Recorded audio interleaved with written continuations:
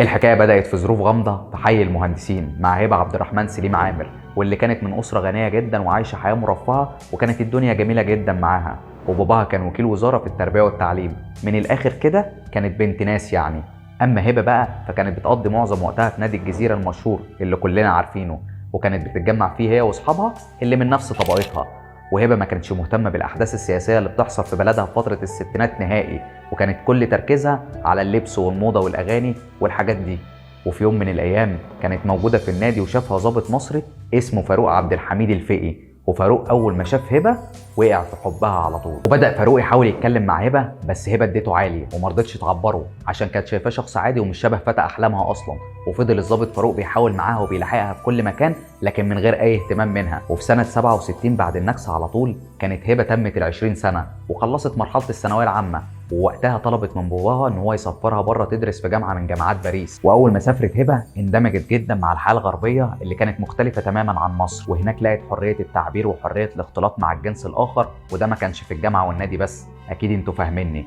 واتعرفت هبه وقتها على بنت يهوديه من اصل بولندي وبقوا اصحاب قوي، وعزمت البنت اليهوديه هبه على حفله عندها في البيت. ولما هبه راحت لبيتها اتفاجئت ان كل اللي في الحفله يهود، ومن بينهم كان ضابط في الموساد الاسرائيلي، عشان يتفاجئ كل اللي في الحفله بحضور بنت مصريه مسلمه على الرغم من الحروب اللي ما بينها وما بين اسرائيل. بس مدحوها لانها متحرره ومش مهتمه بالصراعات اللي ما بينهم. ده كمان طلبوا منها تحكي لهم عن حياتها قبل ما تيجي لباريس، وحكت لهم عن حياتها وعن النادي فعلا. بس في نص الكلام حكت كمان عن الضابط المصري فاروق بيه اللي كان بيعشقها وكان بيلاحقها في كل مكان من حبه فيها. وهنا ضابط الموساد عرف انها هتكون صيده سهله بالنسبه له، خصوصا مع معرفتها لضابط في الجيش المصري، وبلغ عن وجود جاسوسه محتمله للموساد. واتعرفت هبه في الوقت ده على السفير المصري فخري عثمان، ووقتها كان عثمان بيتعرف على الاسر المصريه الموجوده في فرنسا، ومن ضمنهم كانت الاسره المسؤوله عن هبه سليم. وفي الوقت ده زادت العلاقه ما بين هبه والقنصل المصري عثمان، واللي كان مبسوط بدراستها في فتره وجوده في الجامعه وكان بيشيد بذكائها جدا. وبعد تخرجها قدمت هبه في نفس الفتره دي على شغل في مكتب الجامعه العربيه، وقدرت تشتغل هناك. وسافر القنصل المصري للمغرب، واستمر التواصل ما بينه وما بين هبه. واتعرفت هبه اثناء شغلها على طبيب فرنسي اسمه بورتو، واللي لفتت نظره من اول لحظه، واتوطدت العلاقه ما بين الطبيب بورتو وهبه. وقت حكاياتهم مع بعض عن السياسه اعترفت بانها شايفه ان اسرائيل اقوى من مصر بكتير، ولازم كمان ان احنا نكون اصدقاء ليهم بدل ما نحاربهم، لاننا اكيد هنخسر. وظهرت الفرحة على الطبيب وقرر يعرف هبة على صحفي اسمه إدموند. وبعد ما اتعرفت هبة على الصحفي اختفى الطبيب تماما من حياة هبة، وكأن مهمته انتهت. واستمرت المقابلات ما بين هبة وإدموند لحد ما في يوم سألها لو ممكن يتعاونوا مع بعض في شغل خاص بهيئة علمية بتدرس شؤون الشرق الأوسط، وقال لها إنه محتاج ناس من أصل عربي يساعدوه في جمع المعلومات، خصوصا إنها هتسافر مصر قريب. وفي نهاية العرض بعد ما عرفت إنها هتاخد فلوس مجزية قصاد المعلومات دي، فرح الصحفي جدا وقال لها إنه عايز حلاوة طحينية من مصر. استغربت هبه وسالته هو ازاي عرف الحلاوه الطحينيه اصلا؟ قال لها انهم ولاد عم. وهنا هبه سالته عن حكايه الهيئه العلميه اللي بيتكلم عنها، فاعترف لها وقال لها انت قصاد المخابرات الاسرائيليه الموساد. وسالها عندك مانع؟ لكن هبه فاجئته بموافقتها ومن غير تردد، بس قالت له بشرط واحد، انك تقول لي كل شيء بصراحه. وهنا اتاكد ادمون انه قدام مشروع جاسوسه مش هتتكرر، وقال لها انت لازم تعيشي لوحدك في فرنسا، وعينها مندوبه لشركه الازياء والتجميل عشان يكون غطا على شغلها الاساسي. وسلمها ادمون في الوقت ده هدايا عشان تديها لاهلها في مصر. وفعلا نفذت الاوامر، وبعد ما رجعت من الاجازه على باريس عمل لها اختبار تجميع معلومات عن صحابها وقرايبها المصريين اللي عايشين في فرنسا. ونجحت هبه في الاختبار وبقت عضو اساسي في المخابرات الاسرائيليه. وبعدها بدات قنوات الاتصال ما بينها وما بين ضابط الموساد المسؤول عنها. قابلت هبه نفس الشاب المتخفي في حفله صديقتها البولنديه فاكرينه، واللي كان مسؤول عن تدريبها في الاوامر اللي هتنفذها. وكان اول مره تتكلم مع الطلاب العرب في جامعه في فرنسا وتعمل لهم غسيل دماغ عشان تقنعهم ان دوله اسرائيل دوله حره وديمقراطيه، وان اللي بيتقال عنهم دي مجرد اشاعات. ونجحت هبه في اقناع طلبه كتير باهميه وجود اسرائيل وانهم لازم يعترفوا بيها كدوله، وبلا بلا بلا كتير في نفس المواضيع دي. ومن هنا بدا يكون لها دور اهم واكبر بكتير.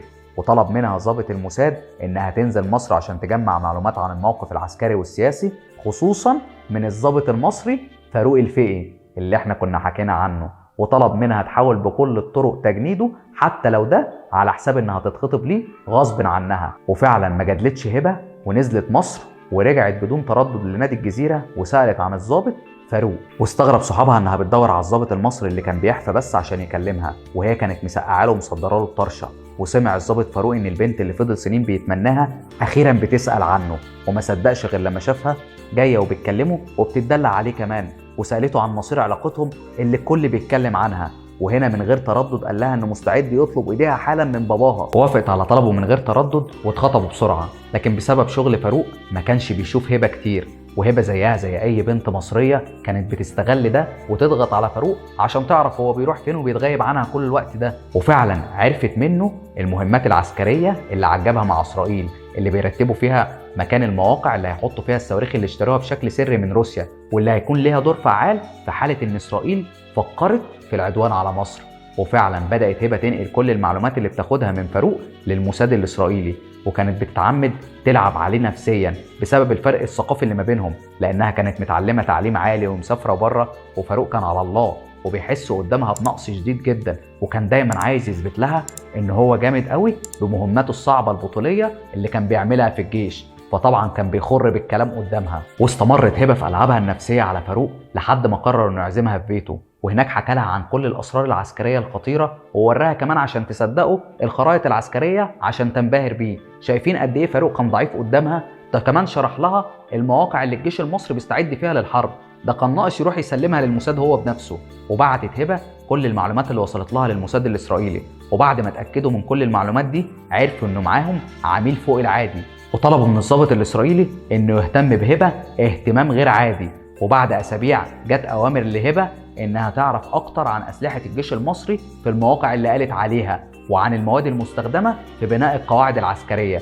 وفعلا قدرت هبه انها توصل لكل المعلومات دي من فاروق وبعتتها لهم، وقالت لفاروق انها لازم تسافر باريس عشان تخلص رساله الدكتوراه بتاعتها. وقابلت هبه الضابط الاسرائيلي وسلمته كل المعلومات اللي كانت تعرفها، واحتار الضابط الاسرائيلي ازاي يكافئها على كل اللي عملته. فهبه طلبت 10,000 فرنك فرنساوي وسلمها الضابط المبلغ اللي وعدها بيه بالظبط، ده كمان كان عايز يديها فلوس زياده، لكن هبه رفضت تاخد فلوس اكتر من اللي طلبتها، وقررت انها تعيش 3 شهور في باريس على حساب الموساد. وقضت فعلا 3 شهور استجمام وراحه مفيش احلى من كده، لحد ما قررت ترجع للقاهره تاني بتكليف جديد، وهو تجنيد الضابط فاروق بنفسه. ونزلت هبه مصر، واول ما شافت فاروق طلبت منه انه ياخدها بالعربيه على مكان هادي. وفهم فاروق اللي هبه عايزاه منه، لكن على حسب الخبر اكتشفت هبه انها مش هتقدر تعمل كده في العربيه، اكيد انتوا فاهمين لان مش هقدر اوضح اكتر من كده. فطلبت منه انه ياخدها لشقته، وفاروق ما كدبش خبر، ما كانش مصدق ان البنت اللي بيحلم بيها نايمه جنبه وملكه. وبعد ما شرب اول كاس اتفاجئ بطلب هبه اللي نزل على قلبه زي الصعقه، وكان الطلب هو موافقته على انه يكون عميل في المخابرات الاسرائيليه، وقالتها له كده على البحري. وعرف فاروق وقتها ان مفيش قدامه اي سبيل للرفض، واختار انه يكون مع البنت اللي بيحبها ويقبل بفلوس عدوه على انه يكون مخلص لوطنه. ونجحت هبه بمساعده فاروق انها تبعت وثائق ومخطوطات عسكريه عن منصات صواريخ سام المضاده للطيارات، ودي كانت ضربة قوية جدا لمصر، وبسببها هي وفاروق اتدمرت قواعد الصواريخ حتى قبل ما الجيش المصري يكمل بناها. وكانت المخابرات المصرية محتارة جدا ومش عارفة مين اللي عرف الجيش الإسرائيلي بمواقعهم السرية، بس كانت كل المعلومات بتشير ان في حد في القيادة العسكرية هو اللي بيسرب المعلومات دي لإسرائيل، ما اصل هم هيجيبوها منين؟ وبدأت المخابرات فعلا تدور عليه.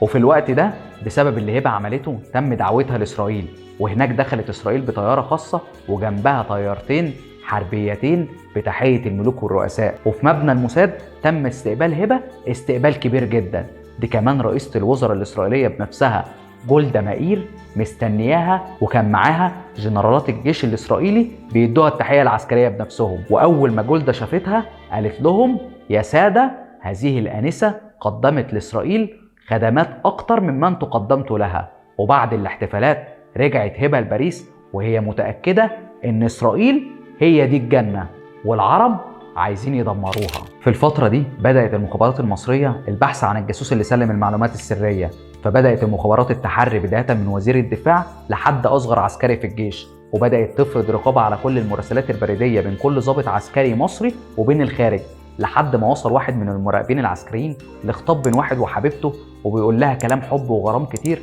بس لقى جملة في الخطاب بتقول إنه ركب إريال للراديو في الشقة بتاعته. وهنا كانت الجملة دي جملة غريبة بالنسبة للمراقب، وقرر انه لازم يبحث عنها، وبلغ المراقب الخبر لجهاز المخابرات المصريه، وتم تشكيل لجان من امهر رجال المخابرات، واصدر وكيل النيابه امر بتفتيش كل العمارات وعلى كل المستويات. وبدات لجان التفتيش في شغلها لحد ما وصلوا العماره اللي تركب عليها الاريال بتاع الراديو. ولما وصلوا للشقه لقوا صاحب الشقه دي المقدم فاروق الفقي، فاتصل ضابط التفتيش باللواء فؤاد نصر مدير المخابرات الحربيه وبلغوا باسم صاحب الشقه.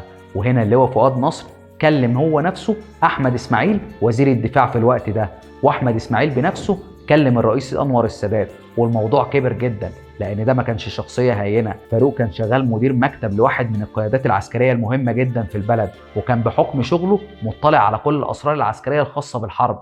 وفي الوقت ده قرر مدير المخابرات انه هيقدم استقالته لو ظهر ان فاروق جاسوس للموساد فعلا، وقال ان اكيد في حاجه غلط لان فاروق شغال في المكان ده من 9 سنين وعمره ما شاف عليه اي حاجه غلط. واستقبل نائب مدير المخابرات الحربيه فاروق في مكتبه، ودخل المقدم فاروق في المكتب خايف ومتوتر شويه لانه ما كانش عارف.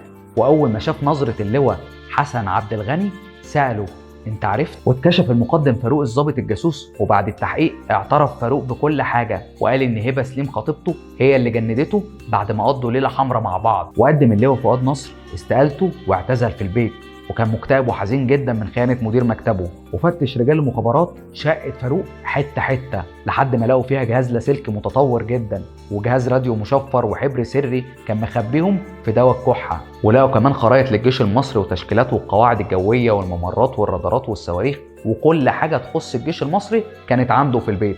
واتحكم على المقدم فاروق بالاعدام رميا بالرصاص، ومات من غير ما هبه تعرف. وهبه وقتها كانت مقيمه لسه في باريس، وكان لازم يستدركوها بذكاء لانها عميله مهمه للموساد وحواليها حراسه مشدده ملهاش اخر. وفي الفتره دي وحسب الخبر كان القنصل المصري عثمان موجود في مصر، وقابل هناك 2 من اصدقائه المهمين، وكان معاهم واحد من رجاله المخابرات. وبعد مقابلات ما بينهم عرف انهم بيدوروا على خيط يستدرجوا بيه هبه سليم الجاسوسه، فقال لهم عثمان انه يعرفها معرفه شخصيه وكان في ما بينهم علاقه زمان، وطلبوا منه انه يروح معاهم لفرنسا، لكن هو رفض وقال لهم سفرهم لفرنسا ده احتمال كبير لفشلهم. واقترح عليهم اقتراح تاني انه يرجع المغرب لشغله، وهناك هيحاول يرجع العلاقه القديمه اللي ما بينه وما بين هبه سليم. وفعلا رجع عثمان على شغله في المغرب وقدر يتواصل مع هبه. وبعد فتره طلبت المخابرات من والد هبه انه يتصل بيها ويقول لها انه واقع في ازمه كبيره وانها لازم تحلها له. وزي ما توقع عثمان بالظبط، اول حد لجأت له هبه عشان يحاول يتواصل مع مصر ويحاول يوصل يحل المشكله دي هو كان عثمان اللي هو القنصل اللي احنا كنا بنتكلم عنه. وهبه اقتنعت ان المشكله اتحلت، وعثمان بعد كده طلب منها انها تيجي المغرب زياره ليه. وفعلا سافرت له هبه بطياره خاصه، وهناك استقبلها عثمان بنفسه من الطياره بعد ما اقنع المسؤولين في المطار انها شخصيه مهمه جدا وانها عميل سري ما ينفعش ندخله اصلا الدوله ولا حتى باوراق. ودخلت هبه قاعة كبار الزوار، وكان في نفس الطيارة دي اللي هي جاية فيها وفد من الموساد الإسرائيلي عشان يتولوا حمايتها. وفضل عثمان مع هبه لمده ساعه كامله، وده لحد ما كل الركاب ينتهوا من اجراءات دخولهم البلد. وبعد ساعه وصلت طياره مصريه خاصه موجوده عشان تاخد هبه سليم. وفي اللحظه اللي نزلت فيها الطياره ونزل منها مسؤولين مصريين مكلفين بالقبض عليها، اعترف لها عثمان انه قبض عليها وهيرجعها لمصر بتهمه التخابر مع العدو. وفعلا هبه استسلمت للمسؤولين بكل هدوء ومحدش عرف بالعمليه دي. واخيرا اتقبض على الجاسوسه اللي كانت السبب في تاجيل حرب اكتوبر 73 بعد ما المسؤولين المصريين خافوا على اسلحتهم انها تتضرب في الحرب. وكان الرئيس انور السادات بنفسه مهتم بهبه سليم ومنتظر الوقت اللي هيتقبض عليها فيه. واتسجنت لحد ما تنفذ عليها حكم الاعدام، وكانت بتقضي وقتها في السجن بتلبس بواريك وبتتزين وكانها متاكده ان اسرائيل هتتدخل لانقاذها.